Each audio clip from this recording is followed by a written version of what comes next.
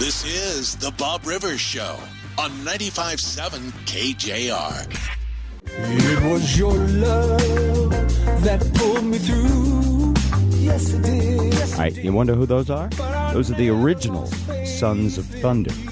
Where do you hear the Sons of Thunder story? Joe and I were talking about these guys. Famous past they had, and then they disbanded. They're back together. They are doing a reunion. They want to make a movie, is what they want to do, to tell their story and to have a big concert. I believe one of them has some health issues now, and they would like to make sure the story gets told. Make sure, so, they were teenage preacher kids, by the way. Being the son of or daughter of a preacher man, well, there's songs about that. It's probably, in some ways, an interesting life. In some ways, not an easy life. Did they sing on that Rolling Stones song, You Can't Always Get What You Want, or did they just tour with the Rolling Stones? Well, what happened is their dad was a local preacher here in Seattle, and they got so good that word started getting out about these kids. There's 2 black kids, 2 white kids. And, 4 kids. Yeah, and they were teenagers at the time, I think 17 to 20, something like that.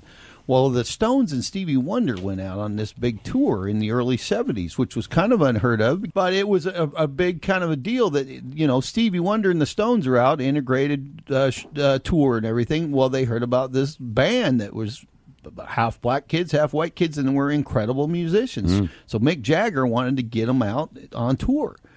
But the problem was their dad, the 2 of them are brothers, is a fundamentalist preacher. Hates rock and roll. He didn't even thought of that.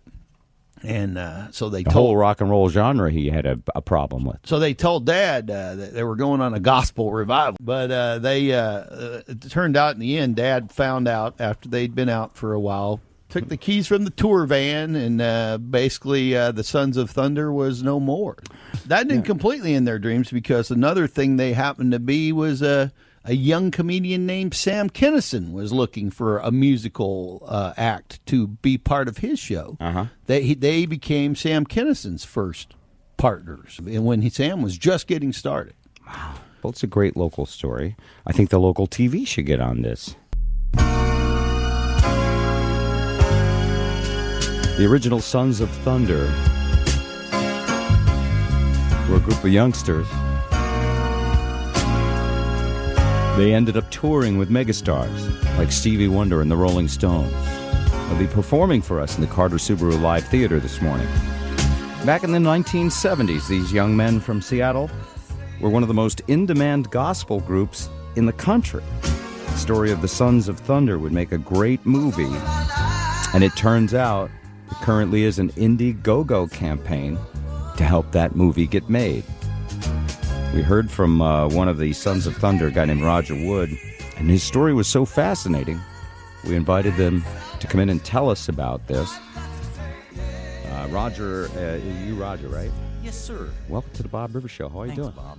Hey, your story is fascinating, and we don't want to take too much time away from the music portion, but we want to tell the story. So, you guys were kids. How old when Sons of Thunder started to get really big? Probably 15. Was the average age. A couple of us was a little older, but And your dad's a minister. Dad was a Pentecostal minister in Rainier Beach since the 1960. And he probably didn't cotton to too much rock and roll and Rolling Stones. Not at all. No, he hated it. Okay. He did not. Well, hate may be a wrong word. He was not... Fire and brimstone comes to mind. Right, yeah. He wasn't sympathetic toward the devil at all. Meanwhile, you're 15. I like that. Look at him go! Good morning, everyone. Very nicely put. Okay, so the story, which is fascinating, it's got to be a movie. And I don't want to give too much of the movie away, but I have to give this much of it away. You guys basically broke one of those commandments and said, we're going on tour on a gospel mission, right? Yes. And you went with the Rolling Stones and Stevie Wonder. Yeah, amazing, quick story. It was amazing. We lied to Dad. We had been given the offer by Dorothy Norwood, who was an established black artist out of Atlanta, Georgia at the time on Savoy Records. And so she knew it wasn't going to go over well with Pops as well, So she told us, and then we worked it out, told him, lied to him, and said that we were going on a gospel chitlin circuit in the South. So how did he find out you were with the Rolling Stones? Interesting story. In Fort Worth, Texas, a former secretary of the church showed up. and we got paged to come out of the back, and we're walking up the ramp, and sun's in our eyes, and I'm talking to Greg, and I go, "Is that who I think it is?" And it's like our old previous church secretary, and she was in our home, and she was part of our family for many, many years. So she had then lived in Fort Worth. Dad we did tell him the cities that we were going to be in. Oh, So she went to see you. I'm going to go see that Chili Revival. I saw him at the Rolling Stones. That was it. And it was like, what are you guys doing here? Was he mad? And we just told him, well, we really didn't know the full depth and the detail of what we were actually getting into. There was no way. Okay. There was no way. Now, was there debauchery on this tour? Did your dad have good reason to be mad? Sure. I mean, being an older guy, sure, absolutely. Yeah. Okay. Absolutely. We can now tell some of the story. It'll make for a great movie, is what we're saying. Okay. Yes. Now, who are these other Breaking folks one here? sin got you on the tour. How many sins were broken on tour? On tour, 7, 8? by which individuals? How many commandments? At We've got least 10 7. commandments. Name At how least many. 7. All the 10 commandments I know were broken by the cast and crew of Stevie Wonder and the Rolling Stones. A course. lot of the stories I learned later, of course, through reading the books, and the airplane was offered to us by Mick to fly on. Out of holy fear, we refused that one. That was very scary to be offered that. And so, and there were other stories. We found beer in our cooler in Fort Worth in the first date. Scared the mess out of us. Because you guys, from what I understand, were good kids. You were teenagers, yet you're in these huge rock and roll shows, and they're throwing drugs on the stage for you because they think that's a sign of that you would want that. They like you. They gave their appreciation by throwing rolled joints and pills up. And I remember very clearly sitting on the B3 and having to flick those things off of the manuals and actually playing and watching a couple of things. I remember it very well, vividly, dropping down between the pedal board and out of sight. So you guys got an education on this trip. We did, and a lot of the education came afterwards, after we went over the snapshots in our head. 1 year, 2 years later, we got older as teens and began to take in.